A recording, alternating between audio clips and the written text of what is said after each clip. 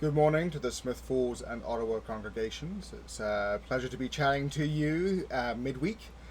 This is going to be a pastoral update. I'm also sending this out as a PDF, which might have a couple more details at the end about some specific ministries, but will otherwise pretty much be word for word what I'm saying in this message. But just in case you wanted to read or reference it, depending upon your time and availability, maybe a video will be more helpful. Maybe the PDF would be more helpful, but I wanted to make sure that the option was there to get this information to you in whatever way was most useful. And so the point of this message is to talk a little bit about the state of our church at the moment, what we're doing, where we're at, what we expect to see into the future as well. I had been meaning to make this message last week, but the week got away from me. It's getting away from me even again this week because there's a lot going on and life is very busy. In regard to a couple of different ministries, such as the refugee program this week, and last week it was just the realization of all the things that had to be done with my first week back after the kids were in daycare. So what this is going to basically be doing is just giving you a little bit of information about what's happened so far, where we are right now, and what's happening moving into the future. I know uncertainty is something that we have a lot of at the moment, so just getting a sense of where we're going as a church, I thought could be helpful to share. And so we're talking about what to expect for the foreseeable future.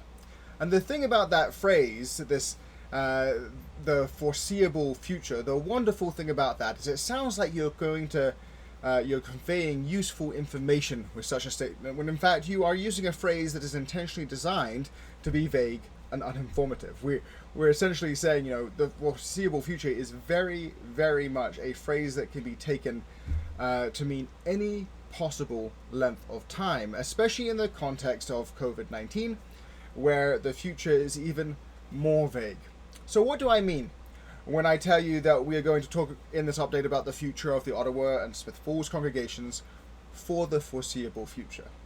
Well, I mean, we don't rightly know the timescale involved when it comes to this pandemic and the unpredictability that is brought on by it.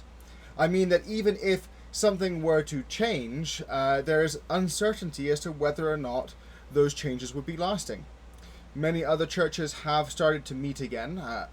Many are still waiting until September, but many have started to meet again, but there's nothing to say that they won't have to close doors once again if we have, say, a second wave. And we are a multicultural, multi-generational, pan-geographic church.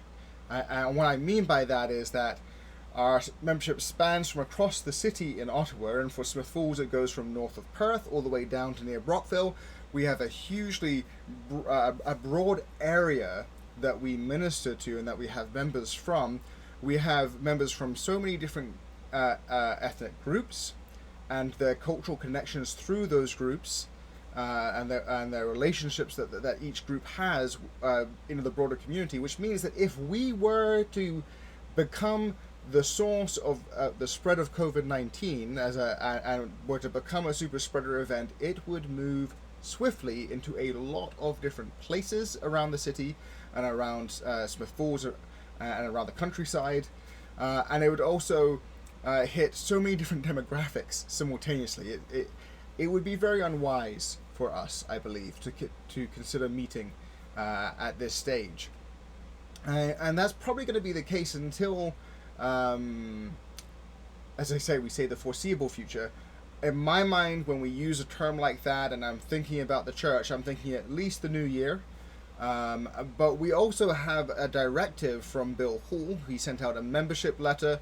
You may or may not have received it, depending on whether or not your address is on the national database. And the letter mentioned that we're going to, for, again, the foreseeable future, become a cyber church.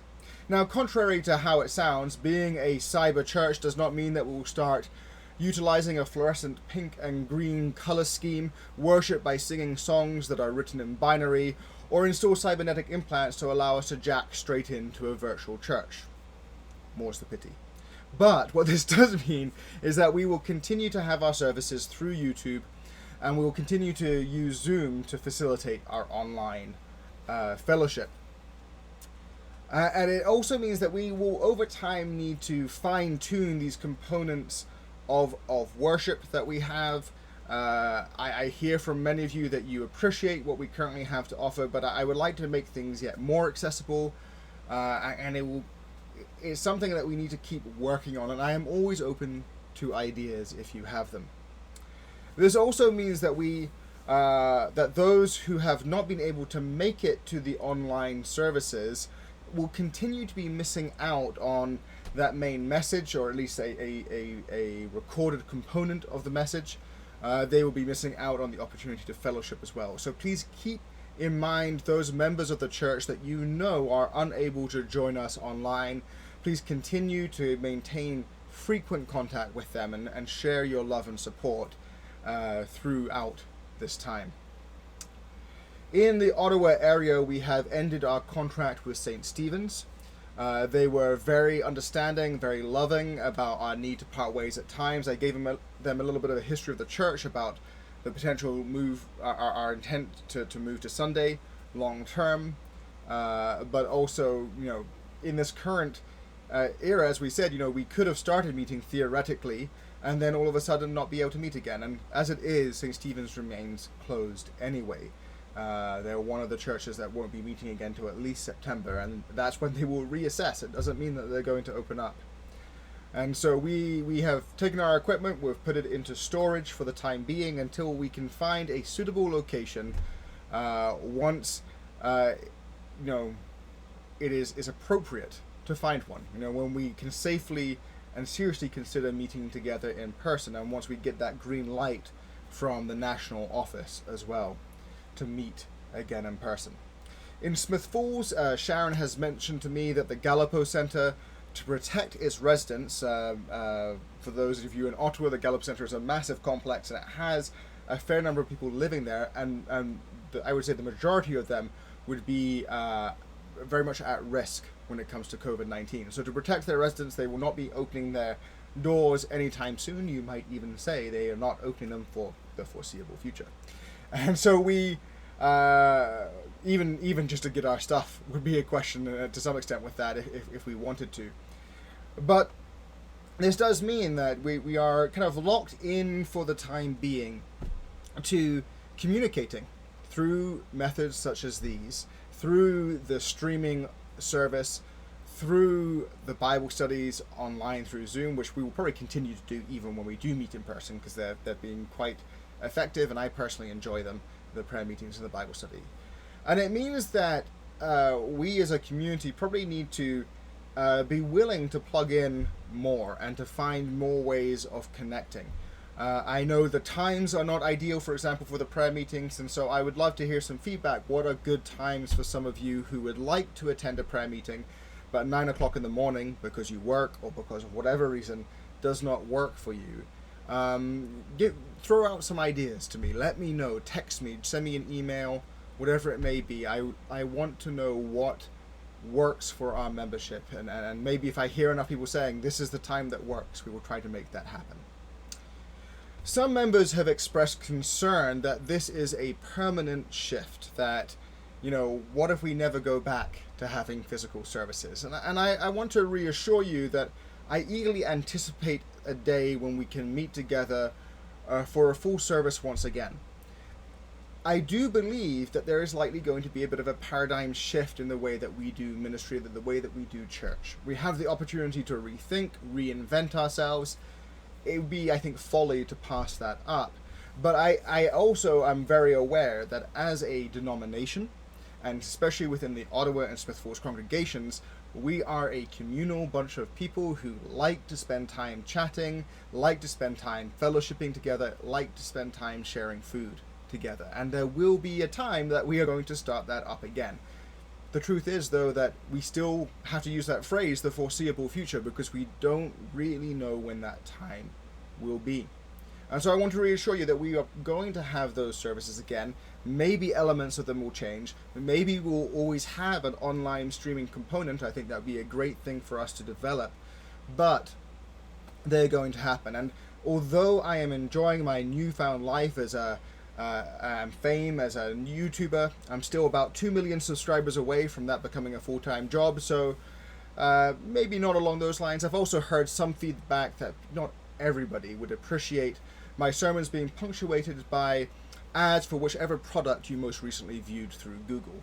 And so we will not necessarily be going down that line, but I think the resources we have developed, the skills that even I have built to be able to do services like messages like these and services like these, we will continue to utilize.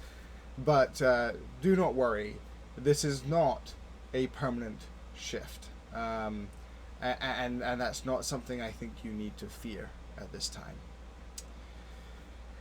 It was pointed out to me that when I first mentioned this concept that we are going to be moving to Sunday, I perhaps lacked the ideal dosage of sensitivity. I was too direct in the way that I mentioned it, and I didn't give a huge amount of warning. I want to apologize for that. I recognize that even if you agree with all the doctrinal positions of moving to a Sunday and all the theology behind it, the rationale behind it, many of you have attended a service on a Saturday for decades. It's been what you know for a long time, so a change is still a bit uncomfortable, is a bit unusual, especially when it was as sudden as I made it, basically, by getting us to shift quickly. And so I apologize for the swiftness of that shift, and I know that it does have its own challenges. There was also a request that has been made that I do a Bible study at some point in the future, discussing the theology behind the day of meeting once again, just for a refresher, because realistically, though we have taught this for a long time, it's been a couple of decades since we really had that focused period of time where we had Bible studies and sermons that dealt with the topic directly. And so I will create a video much like this one, though longer, that will be something of a Bible study format for people to go through those scriptures. And then maybe at a later date after that video is published, I'll do a Q&A that we can have on the subject. And hopefully that can clarify a bit more. We have, as a result of going online, we have lost in some ways our opportunity to indulge in ministries, especially ministries within the church. So, the outward ministries and the sharing of the gospel, that's still clearly something we can do on a regular basis. But many of you would have come to services each week with an expectation of, this is how I'm going to serve in the community. And at the moment, opportunities to serve within the context of the church are rarer. I want to thank a bunch of volunteers that came out and helped me move all the stuff to the storage container and do so safely and carefully. I appreciate that that was an opportunity that was taken up, but they seem to be rare. So I want to encourage you to continue to honor the ministries that God had drawn you to while we had physical services. So if you did children's ministry, keep in contact with the families with children, find out how they're doing, send them anecdotes, whatever it may be. Continue to try to be that source of encouragement to them. Did you work with the youth? Then check in, give them love, give them encouragement. Did you set up tables and chairs or work in the kitchen or one of these other areas of service that doesn't have an easy reflection in the current? I encourage you to see, is there a local charity that needs an extra hand? Is there someone in your community that could use the time and effort you would have spent there in their own lives? Don't let that go unnoticed. Don't let that pass on by. The nature of our services now, that we have a 1 hour service followed by a 1 hour fellowship time, when you actually think about that in terms of the investment in the week compared to a normal service where you would probably come to a service for a total of between 3 to 4 hours, think what that extra time that you would have spent at church. I encourage you to spend it either in Bible study, prayer, reflection, but also in ministry and seeking out ways you can continue to serve in your community. I believe the Holy Spirit is working firmly in our church and through our members. He is spurring us ever onwards to be light to the world. And so let's not lose sight of those opportunities that are being presented. and let's continue to fulfill the vital role we as Christians have to fulfill in our communities through the power of the Holy Spirit. I want to ask that as we go into August, you take a moment to give a prayer and give a thought to the youth and the children of the congregation. In a normal year, they would be at the camp, at Camp Connections, at this time. They would be meeting new friends, building new relationships, drawing closer to Christ in that special, unique way that camps can do that. Playing games and having fun, and that's not happening at the moment. And unfortunately, we're unable as a group to create an alternative, and as a result of that, there's a gap. There's something missing there. And so please think of them. Please pray for them. And if you are parents to some of those kids, please find ways to encourage them to get outside and get active and do some of the things that they may have been doing at camp as much as they can now. I am aware that one of the areas we are obviously lacking are things like youth ministry, children's ministry. There's no alternative for them presently through anything I'm offering. I am brainstorming. I am trying to think of ways that could shift, different things we could do. Once again, I am open to ideas. I know I had a phone call from Beatrice who mentioned that she had a couple of ideas for some of the children, and I encourage you, try to think of those things that might be able to bring them a bit of joy, a bit of change in the present. The final thing I wanted to update you all on was that the government has allowed refugees that were coming in through the immigration, through the private sponsorship program to once again resume. That was put on hold for a long time because of COVID-19.